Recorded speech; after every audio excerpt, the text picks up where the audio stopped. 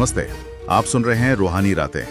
रूहानी रातें एक हॉरर पॉडकास्ट है जहां आपको मिलेंगी असली भूतिया कहानियां, आत्माओं के तजुर्बे और हॉन्टेड जगहों के राज।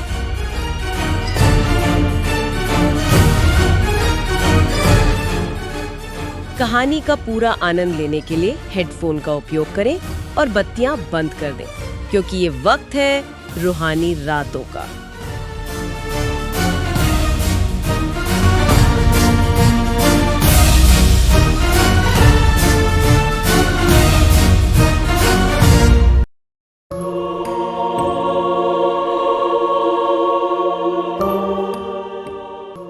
आज हम स्पेन के रोंडा शहर से जुड़े एक बहुत ही निजी और सच कहूँ तो रोंगटे खड़े कर देने वाले अनुभव पर बात करेंगे। अच्छा। हाँ, ये कहानी किसी रिपोर्ट या लेख से नहीं ली हमने, बल्कि ये एक व्यक्तिगत वृत्तांत है।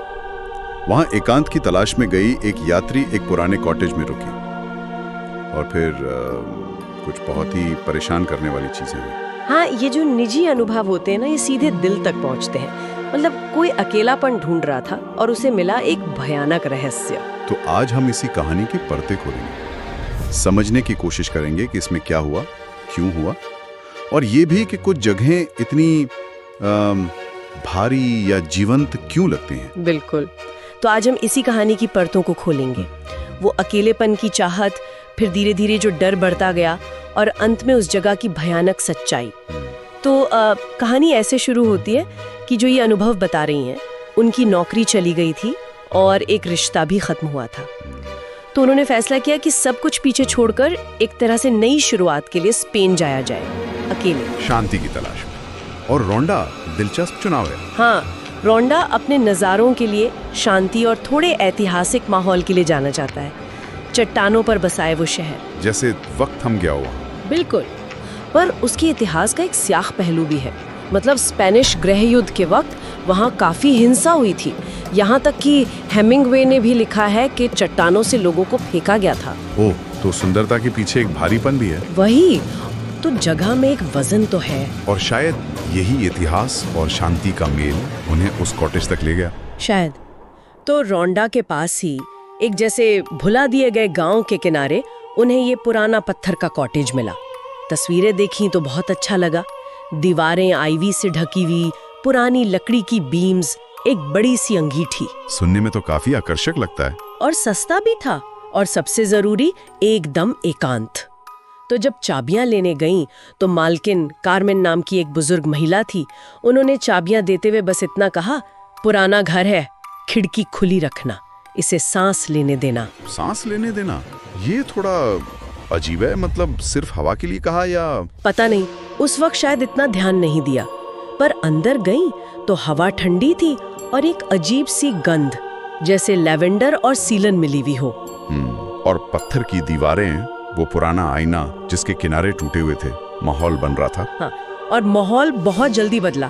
पहली रात सब ठीक लगा, पर सुबह ठीक 3:17 पर अचानक नींद खुल गई। 3:17, बिल्कुल सटीक समय। हाँ, कोई आवाज नहीं थी, बस एक अजीब सी सिहरन। और फिर नजर पड़ी उस आईने पर। आईने के अंदर वाले हिस्से पर एक हाथ का निशान था, धुंधला सा, जैसे किसी ने दूसरी तरफ से शीशे को छुआ हो। अंदरूनी हिस्से पर? हाँ। ये तो वाकई अजीब है। बहुत। जाहिर डर गई और आईने को घुमाकर दीवार की तरफ कर दिया। पहली घटना ऐसी कि आप सोच सकते हैं शायद कोई वहम हो या रोशनी का खेल। बिल्कुल। अगली सुबह उन्होंने भी यही सोचा कि शायद सपना देखा हो या अंधेरे में कुछ गलत देख लिया हो।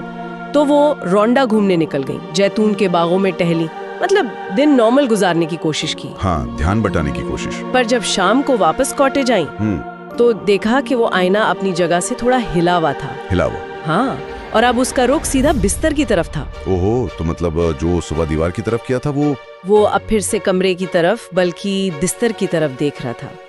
अब ये वहम नहीं लग रहा था। नहीं, बिल्कुल नहीं। यहाँ डर का पैटर्न साफ दिख रहा है। पहले वो निशान जो शायद अनदेखा किया जा सकता था, अब ये भौतिक हरकत, आईने का हिलना। हाँ, अब चीजें ज्यादा असल लगने लगी। और अगली रात वो सबसे डरावनी थी। रात के लगभग 2:41 थे। फिर से नींद टूटी, इस बार आवाज से। आवाज? कैसी आवाज? बिस्तर के बिल्कुल पास से किसी और के सांस लेने की आवाज। धीमी खुरदरी सांसें, हे भगवान। इतनी पास, इतनी साफ कि हिलने या चीखने की हिम्मत ही नहीं हुई, जैसे जम गई हूँ। मैं समझ सकता हूँ, ऐसी हालत में इंसान हिल भी नहीं पाता। और तभी पास रखा लैंप वो टिमटिमाया और बुझ गया। पूरा अंधेरा, और वो सांस की आवाज वो बंद नहीं हुई। ओह, ये तो बहुत ज्यादा है। सांस की आवाज, ये डर को एकदम अलग लेवल पर ले जाती है। अब ये सिर्फ चीजें हिलना नहीं है, ये किसी की उपस्थिति का एहसास है। हाँ, किसी के वहां होने का। तब जरूर उन्होंने मालकिन से बात करने की सोची होगी। हाँ बिल्कुल। अगले दिन हिम्मत करके कारमेन से पूछा, लेकिन कारमेन का जवाब वो और भी अजीब था। क्या कहा उन्होंने? बस इतना, पुराने घरों की पुरानी यादें होती हैं, बस। कोई सफाई नहीं, कोई हैरानी नहीं। कुछ नहीं, जैसे वो जानती हो पर बताना नहीं चाहती, टाल दिया। ये तो शक को और बढ़ाता है। मतलब वो इनकार नहीं कर रही। वही तो। फिर गांव में एक स्थानीय दुकानदार से बात करने की कोशिश की, सोचा शायद कुछ पता चले, पर जैसे ही कॉटेज का जिक्र किया, उसने फौरन क्रॉस का निशान बना दिया। डर गया वो। हाँ, और बस दबी जबान में किसी जवान लड़की और आग की घटना का जिक्र किया, पर ज्यादा कुछ बताने से साफ मना कर दिया। तो गांव वालों को पता है या कम से कम अंदाजा है, पर वो बात नहीं करना चाहते। ये किसी दबे हुए राज की तरह लगता है। बिल्कुल। अब डर तो था बहुत ज्यादा, पर साथ में एक जिद भी आ गई थी कि ये है क्या। तो उन्होंने भागने के बजाय रुककर सच जानने का फैसला किया। ये बहुत हिम्मत की बात है। हाँ, उस रात उन्होंने अंगीठी में आग जलाई और उस आईने के सामने बैठ गई और धीरे से फुसफुसाई, मैं तुम्हें देख रही हूँ। सीधा सामना। और फिर इंतजार किया।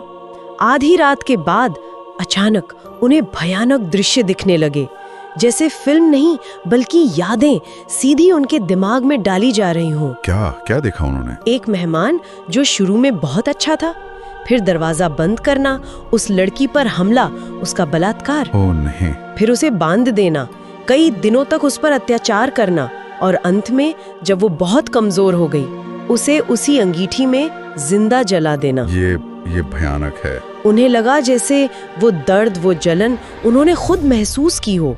वो चीखते हुए वहीं घुटनों पर गिर पड़ी। ये तो सिर्फ भूत की कहानी नहीं रही, ये उस जगह में कैद, गहरे सदमे, दर्द और अन्याय का जैसे सीधा प्रसारण था। शायद वो आईना, वो शायद सिर्फ एक खिड़की बन गया उस भयानक अतीत में। बिल्कुल। अगली सुबह जब होश आया, सब सामान्य था। आईना वैसा ही था, घर शांत, पर वो फौरन वहां से निकल गई। हफ्तों तक वो सदमे में रही। फिर मैड्रिड पहुंचकर हिम्मत जुटाकर उस गांव और कॉटेज के बारे में ऑनलाइन सर्च किया। कुछ मिला? हाँ, एक पुराना ब्लॉग पोस्ट मिला।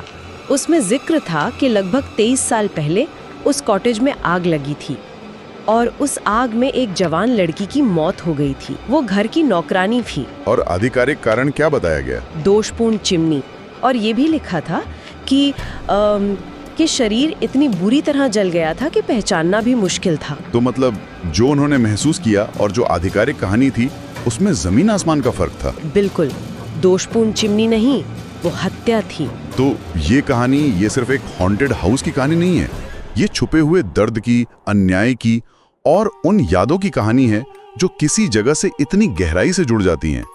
वो आईना, वो सिर्फ एक चीज नहीं था, वो जैसे गवाह बन गया था, शायद किसी तरह का माध्यम। हाँ, और ये सोचने पर मजबूर करता है कि क्या वाकई जगह इस तरह के भयानक इतिहास, इस तरह के गहरे भावनात्मक निशान अपने अंदर समेटे रखती हैं। क्या ये सिर्फ पुरानी यादों की गूंज है या कुछ और? तो स्पेन के उस शांत एकांत कोने में जो शांति की तलाश शुरू हुई थी, वो एक पुराने आईने के जरिए एक भयानक अतीत के खुलासे पर खत्म हुई। ये अनुभव यही बताता है कि कुछ जगहें अपनी यादों को, चाहे वो कितनी भी दर्दनाक हो, जाने नहीं देती। और ये हमें अपने आसपास की दुनिया को भी शायद एक अलग नजर से देखने को कहता है। कितनी कहानियां अनकही रह जाती हैं। सही कहा। और अंत में बस यही सवाल मन में रह जाता है, क्या वो आईना आज भी उसी कॉटेज में है, अपनी पूरी कहानी बताने का इंतजार कर रहा है? और हमारे चारों तरफ ऐसी कितनी जगहें होंगी, कितने राज दबाए हुए, जिनके पास से हम रोज गुजर जाते हैं बिना जाने।